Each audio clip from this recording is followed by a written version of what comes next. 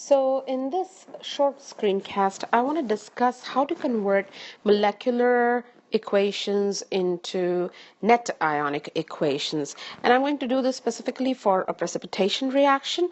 And the reaction that I have is a very simple reaction. It's also given in your PowerPoint slide 20.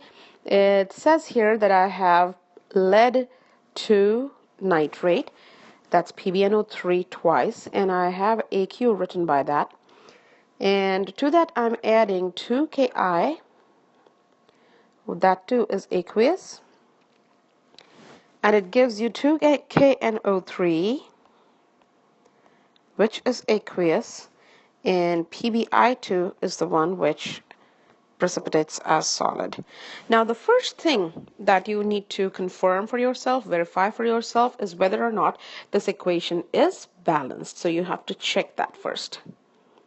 And if you do see that the equation is balanced, then the next step is to convert everything that has the letters AQ for aqueous.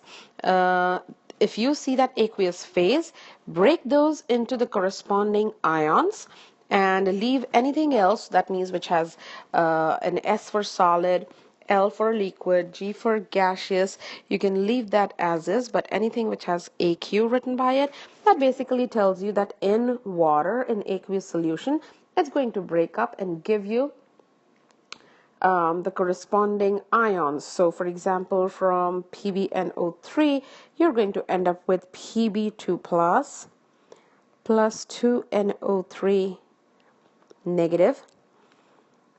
Both of these are aqueous, of course. And then we have 2 potassiums. I have 2 iodides. On the right hand side, I have 2 potassiums. I have 2 nitrates. And PbI2 stays as is. Notice in this particular case, I have completely broken down stuff that should be present in an ionic format. So this is also called as complete ionic equation, CIE, or complete ionic equation. So if you notice on the left hand side and right hand side, there are some ions which are kind of like bystanders, like spectators. They're on both sides of the equation, like potassium, so that can cancel off. Nitrate, that can cancel off as well. So what remains is just, let's change the color. What remains is Pb2 plus 2I minus,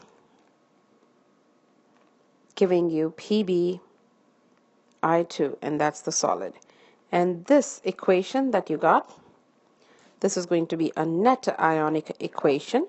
Notice another way to look at it is whatever is the solid which is going to remain at the end, what you should have on the left hand side should be the cation and the anion corresponding to that salt. And if you have that, for the case of a precipitation reaction, that net ionic equation will be accurate. Just a little hint there.